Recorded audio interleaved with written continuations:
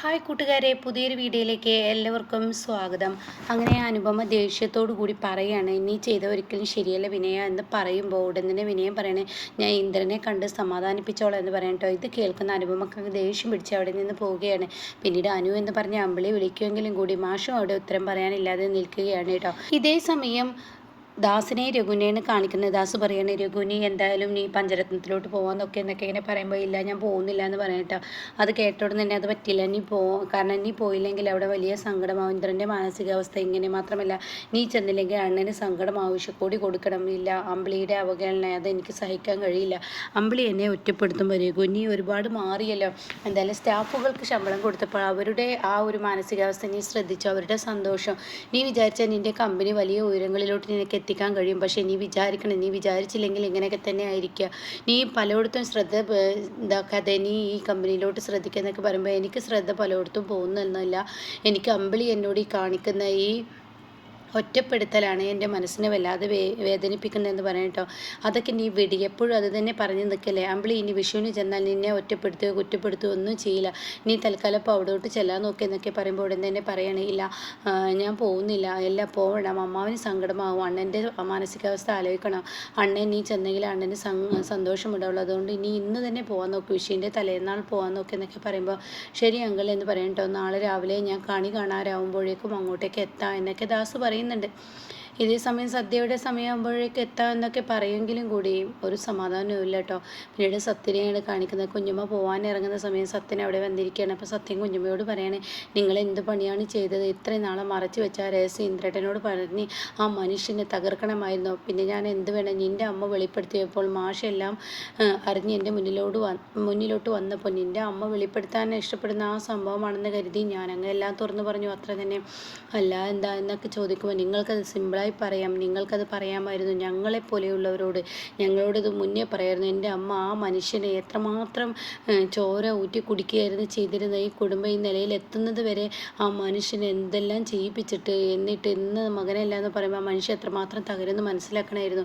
അത് കേട്ട ഉടനെ മോനെ ഞാൻ എല്ലാം അറിഞ്ഞിട്ടു നിങ്ങളുടെ മുന്നിൽ ഇന്ദ്രൻ നല്ലപോലെ നിൽക്കുമ്പോൾ സുശീല ഒന്നും വിളിച്ച് പറയാതെ നിൽക്കുമ്പോൾ ഇന്ദ്രൻ സുശീലയുടെ മകനല്ലെന്ന് വിളിച്ച് പറഞ്ഞാൽ നിങ്ങൾ ആരെങ്കിലും അത് സ്വീകരിക്കില്ലല്ലോ, പിന്നെ എന്താ? അപ്പോൾ സുശീല പറയണം, അല്ലെങ്കിലും ഒരു മനുഷ്യന്മാർക്ക് നല്ലത് ചെയ്തു തന്നാലും കുറ്റപ്പെടുത്തലേ ഉണ്ടാവുള്ളത്, മനസ്സിലാക്കാനുള്ള കഴിവൊക്കെ ഉണ്ടാണ് കുഞ്ഞമ്മേ. എന്ത് നല്ലത് ചെയ്തെടുത്താലും എല്ലാവരും കുറ്റപ്പെടുത്തുകയുള്ളൂ എന്ന് പറയുമ്പോൾ അവിടെ വാക്കുകളില്ല കേട്ടോ. പിന്നീട് മിണ്ടാൻ പറ്റുന്നില്ല. അപ്പോൾ മിണ്ടാതെ തന്നെ അവിടെ നിൽക്കുകയാണ് കേട്ടോ. ഇതേ സമയം കുഞ്ഞമ്മ പറയണേ, ഞാൻ ചെയ്യാനുള്ളത് ചെയ്തു, എൻ്റെ അടുത്തും തെറ്റുണ്ട്, അപ്പോൾ അതുകൊണ്ട് എന്ത് ചെയ്യാനാണ്, ഞാൻ പറയേണ്ടത് പറഞ്ഞു.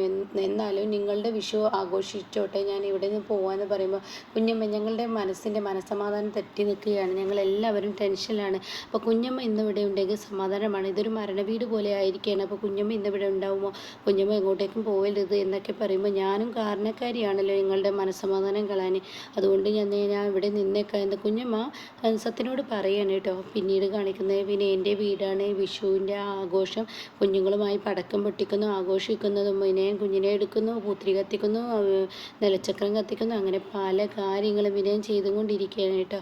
അങ്ങനെ ഈ സമയം ചിരുവിനെയും അമ്പിളി അതുപോലെ തന്നെ അനുവിനെയൊക്കെ കാണിക്കുന്ന വിച്ചു ലക്ഷ്മിയൊക്കെ കൊണ്ടൊക്കെ ഈ ഒരു പരിപാടി ചെയ്തും കൊണ്ടിരിക്കുകയാണ്. അപ്പോൾ ഈ സമയം ഇതൊക്കെ കണ്ടിട്ട് അനുഭവക്ക് വലിയ സന്തോഷമൊന്നുമില്ല. തൻ്റെ രണ്ട് കണ്ണുകളും പുറത്തോട്ടിട്ട് നോക്കി നിൽക്കുകയാണ്, ഇന്ദ്രനെ കാണുന്നില്ലല്ലോ എന്നാലോചിച്ചിട്ട്. അങ്ങനെ ഈ സമയം ഇങ്ങനെ പടക്കവും പൂത്തിരിയൊക്കെ കത്തിക്കുമ്പോൾ അമ്പിളി പറയാണ്, ആർച്ചയും ഭദ്രയും കൂടി ഉണ്ടെങ്കിൽ ഇവിടെ കുറച്ചും കൂടി നന്നായിരുന്നു എന്ന് പറഞ്ഞ ഉടനെ അതിന് ആർച്ചയും ഭദ്രയും നല്ല സന്തോഷത്തിലാണ്, അവരാണ് ഏറ്റവും സന്തോഷത്തിൽ എന്ന് പറയാൻ കേട്ടോ. അപ്പോൾ ഇത് കേട്ട ഉടനെ ഇതെങ്ങനെ അറിഞ്ഞു നീ എന്ന് പറയുമ്പോൾ ഫോട്ടോസും കാര്യങ്ങളൊക്കെ വരുന്നുണ്ട്. കുഞ്ഞുങ്ങളുടെ മുഖത്ത് സന്തോഷമുള്ളത് കൊണ്ട് തന്നെ എനിക്കൊരു സന്തോഷമുണ്ടായി, അതുകൊണ്ടാണ് ഞാൻ നിങ്ങൾക്കിടയിൽ ഈ പടക്കവും പൂത്തിരിയൊക്കെ പൊട്ടിക്കാൻ വന്നതെന്ന് പറയുന്നുണ്ട് കേട്ടോ. ഇതേ സമയം ഇന്ദ്രൻ വന്നിരിക്കുകയാണ്. ഇന്ദ്രനെ കാണുന്ന എല്ലാവരും ആകെ ഒരു ഞെട്ടലോട് കൂടി നിൽക്കുകയാണ്. ആ മാതിരി കോലത്തിലാണ് ഇന്ദ്രൻ വരുന്നത്. അത്രയും ടെൻഷൻ അടിച്ച് ഒരാളോട് മിണ്ടാനും പോലും കഴിയാതെ ഇന്ദ്രൻ അകത്തോട്ട് കടന്നു വരുമ്പോൾ അമ്പിളി വാ എന്നൊക്കെ പറഞ്ഞ് വിളിക്കുകയാണ്. ഈ സമയം വെച്ചിട്ടാഞ്ഞ് പടക്കം പൊട്ടിക്കുകയാണെങ്കിൽ എന്തായാലും ഇന്ദ്രേട്ട നല്ല ക്ഷീണം ഉണ്ടല്ലോ മുഖത്ത്, അകത്തോട്ട് വാ എന്ന് പറഞ്ഞിട്ട് അനുഭവം വിളിച്ചു കൊണ്ടുപോകണം. അപ്പോൾ ഞാൻ വരെ വെച്ചിട്ടാ, നിങ്ങൾ പൊട്ടിച്ചോ എന്നൊക്കെ പറയണേ. അകത്ത് ചെന്നിരുന്നുടനെ അനുഭവം ചോദിക്കുകയാണ്, വീട്ടിലോട്ട് പോയിരുന്നോ? ഇല്ല, രാവിലെ ഞാൻ പോയിരുന്നു, ഡ്രസ്സുകളെല്ലാം എടുത്തു. ആ വീട് എനിക്ക് മരണ വീടാണ്, അമ്മ മരിച്ച എനിക്ക് എന്തിനാ ഇനി ആ വീട്ടിലോട്ട് പോകേണ്ടത്, എന്തിനാ ഇന്ദ്രേട്ട ഇങ്ങനെയൊക്കെ പറയുന്നത്? അല്ല പിന്നെ ഞാൻ എന്ത് പറയണം, അച്ഛൻ എവിടെ എന്ന് ചോദിക്കുമ്പോൾ അച്ഛൻ ഇത്തവണ ഭയങ്കര വിഷമത്തിലാണ്. അച്ഛൻ റൂമിലിരിക്കുകയാണ്, പുറത്തോട്ട് ഇറങ്ങിയിട്ടില്ലെന്ന് അനുപമയും പറയാനിട്ട്. അപ്പോൾ ആ സമയം മാഷ് ഇറങ്ങി വരുന്നു. മോളെ അനു എന്നൊക്കെ വിളിച്ച് വരുമ്പോൾ ഉടൻ തന്നെ ഇന്ദ്ര നീ എപ്പോഴാണ് വന്നത്? കുറച്ച് നേരമായുള്ളൂ. എന്തായാലും ഇപ്പോൾ ഇപ്രാവശ്യത്തെ വിഷു എന്തായാലും എനിക്ക് വലിയ ഒരു ആഘോഷം ഗെയിമൊന്നുമില്ല എന്ന് ഇന്ദ്രൻ പറഞ്ഞു വിടുന്നതിന്. അതെന്താ നീ ആഘോഷിക്കാത്ത ഇന്ദ്രൻ? എനിക്കൊന്നും നഷ്ടപ്പെട്ടിട്ടില്ലല്ലോ. അത് കേട്ട ഉടനെ ഇന്ദ്രൻ പറയണേ എൻ്റെ അമ്മ മരിച്ചുപോയി എന്ന് പറഞ്ഞു കഴിഞ്ഞാൽ ആരെങ്കിലും അത് വിശ്വസിക്കുമോ? എൻ്റെ അമ്മ മരിച്ചു എന്ന് എനിക്ക് മുന്നിൽ വെളിപ്പെടുത്തുമ്പോൾ അത് വിശ്വസിക്കാൻ കഴിയുമോ? അത് കേട്ട ഉടനെ മാഷ് പറയണേ നീ എന്തായാലും നിൻ്റെ അമ്മ മരിച്ചു എന്ന് പറഞ്ഞത് നിൻ്റെ പെറ്റമ്മയല്ലല്ലോ, നിന്നെ വളർത്തിയ അമ്മയല്ലേ. അവർ നിൻ്റെ പെറ്റമ്മ അല്ലെങ്കിൽ അവർ നിന്നെ വളർത്തിയ അമ്മയല്ലേ. അത് ഇപ്പോഴും ഉണ്ടല്ലോ. അപ്പോൾ അതുകൊണ്ട് നീ ഇങ്ങനെ ടെൻഷൻ അടിക്കാതെ. എന്തായാലും ഇവന് നല്ല ടെൻഷൻ ഉണ്ടായിരുന്നു. നീ ഇവനോടൊന്ന് കുളിക്കാൻ പറയാം, അതിനുശേഷം ബാക്കിയാവാമെന്ന് പറയാം കേട്ടോ.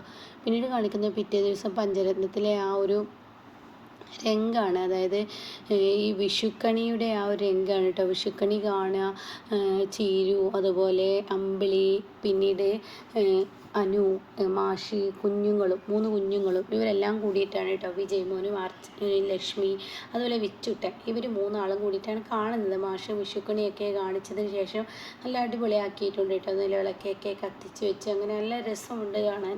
അങ്ങനെ വീട് മൊത്തത്തിൽ അലങ്കരിച്ചിട്ടുണ്ട് കേട്ടോ. എന്നിട്ട് വിഷുക്കണി കത്തിച്ചിട്ട് ആദ്യ തവണ വിജയ്മോൻക്കാണ് ഞാൻ വിഷു കണി കൊടുക്കുന്നത്. എന്തായാലും എൻ്റെ മോന് വലിയ ഉയരങ്ങളിലോട്ട് എത്തട്ടെ. പിന്നീട് വിച്ചുട്ടന് അവനോട് അത് തന്നെ പറയുന്നു. പിന്നീടാണെങ്കിലോ ലക്ഷ്മിക്കാണ് കൊടുക്കുന്നത്.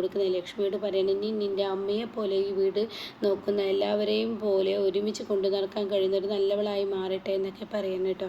അങ്ങനെ അനുപമ ഇത് ഇന്ദ്രട്ടൻ്റെ വിഷുക്കണിയാണെന്ന് പറഞ്ഞ് മാഷിന് കൊടുക്കുമ്പോൾ ഇന്ദ്രൻ എണീറ്റില്ലേ? ഇന്ദ്രട്ടൻ എണീറ്റു. പക്ഷെ ഇന്നലെ പറഞ്ഞല്ലോ ഇത്തവണ വിഷു ഒന്നും ഇന്ദ്രട്ടൻ ഇല്ലെന്ന്. അപ്പോൾ ഈ സമയം മാഷ് തൻ്റെ ഭാര്യയെ നോക്കിയിട്ട് ഇങ്ങനെ സങ്കടപ്പെടാനെന്നിടെ ലക്ഷ്മിയുടെ മുന്നിലോട്ട് പോയിട്ട് ലക്ഷ്മി പഞ്ചരത്നത്തിലെ വിഷു എന്ന് പറയുന്നത് നിൻ്റെ 5 മക്കൾ അവരുടെ മരുമക്കളും കുട്ടികളൊക്കെ കൂടിയ ഒരു വിഷുവാണ്. ആ വിഷു ഒരു ഒന്നൊന്നര വിഷു ആയിരുന്നു. എന്നാൽ ഇത്തവണ ഓരോ അംഗങ്ങൾ എനിക്ക് കുറഞ്ഞല്ലോ. അത് കേട്ട ഉടനെ തന്നെ അനുഭവം പറയണേ എന്താ അച്ഛൻ ഇങ്ങനെ പറയുന്നത്? ഒരിക്കലും അങ്ങനെ പറയല്ലേ. അച്ഛൻ്റെ എല്ലാവരും ഇന്നുണ്ട്, എല്ലാവർക്കും ഓരോരോ തിരക്കുകളായതുകൊണ്ട് എത്താൻ പറ്റിയില്ലെന്നല്ലോ. അതുകൊണ്ട് അച്ഛൻ അങ്ങനെയൊന്നും പറയണ്ട. അച്ഛൻ്റെ ആരും പൊഴിഞ്ഞു പോയിട്ടില്ലല്ലോ, പിന്നെന്താ സങ്കടപ്പെടാനുള്ളത്? അപ്പോൾ ചീരു അമ്പിളി അത് എന്നെ ആവർത്തിക്കുന്നു കേട്ടോ. അപ്പോൾ ഈ സമയം അതും ശരിയാണ്. എന്തായാലും എൻ്റെ വിഷു ഇനിയും ആഘോഷിക്കാൻ എനിക്ക് കഴിയും. അപ്പോഴേക്കും അമ്പിളി പറയണേ ഇനിയും വിഷു ഓണം ആകും, അതുപോലെ തന്നെ പല കാര്യങ്ങളും നടക്കാനുണ്ടല്ലോ. അപ്പോഴേക്കും ഈ വീട്ടിലെ പ്രശ്നങ്ങളെല്ലാം തീരെയെന്ന് പറയാം കേട്ടോ. പിന്നീടാണെങ്കിലും മാഷ് പുറത്തോട്ട് കിടക്കുകയാണ്. മാഷ് പുറത്ത് കിടക്കുമ്പോൾ മുറ്റത്ത് കാണാൻ രഘുവിൻ്റെ കാറ് കിടക്കുന്നത്. രഘുവിൻ്റെ കാറ് കിടക്കുന്നതിനോട് കൂടി മാഷ് പറയുകയാണേ അയ്യോ രഘു വന്നിട്ടുണ്ടല്ലോ, എന്നിട്ട് രഘുവിനെ മുറ്റത്തൊന്നും കാണാനില്ലല്ലോ, അവൻ എവിടെ പോയി എന്നൊക്കെ പറഞ്ഞ് തിരയുമ്പോൾ ബാൽക്കണിയിൽ കാണാൻ കുറേ പൊതികൾ ഇരിക്കുന്നു കേട്ടോ. ഈ വിഷുവിൻ്റെ ആ സമ്മാന പൊതികൾ ഒരുപാടെണ്ണം വെച്ചിട്ടുണ്ടാവും കേട്ടോ. അപ്പോൾ അത് കാണുന്നതിനോട് കൂടി മാഷ് രഘു ഉണ്ടല്ലോ, രഘു എവിടെ പോയി എന്നൊക്കെ പറയുമ്പോൾ രഘു കാണാം ബാക്കിലെ ജനലിൻ്റെ സൈഡിലൂടെ അങ്ങനെ കിടന്നു വരുന്നു കേട്ടോ. രഘു നീ എപ്പോൾ വന്നു? ഞാൻ കുറേ നേരമായി വന്നു. എന്നിട്ട് നീ വിഷുക്കണി കാണാൻ എന്താ വരാതിരുന്നത്? വിഷുക്കണി നിങ്ങളെല്ലാവരും കാണുന്നത് ഞാൻ നിന്ന് നോക്കി. അപ്പം നിനക്ക് വിഷുക്കണി കാണണ്ടേ? എനിക്കെൻ്റെ അമ്മാവിനെ വിഷുക്കണി കാണാൻ കഴിഞ്ഞല്ലോ, അത്ര മതി, അത് മതി എന്നൊക്കെ പറയുകയാണ് കേട്ടോ. അപ്പോൾ ഈ സമയം മോനെ നീ എന്താ ഈ പറയുന്നത്? ഞാൻ വിഷുക്കണി കണ്ടു, എൻ്റെ അമ്മാവനെ കണ്ടു, അതുപോലെ തന്നെ ഇനി വിഷുക്കോടിയും കൊടുത്തിട്ടുണ്ട്. ഇത് അമ്മാവന് തന്നു കഴിഞ്ഞതിന് ശേഷം എനിക്കിവിടെ നിന്ന് പോകണമെന്ന് പറയുമ്പോൾ മാഷി രഘു നീ എന്താ ഈ പറയുന്നത് എന്ന് പറയുന്ന ഒരു സീനിലേക്കാണ് കേട്ടോ എപ്പിസോഡ് നിർത്തിയിരിക്കുന്നത്.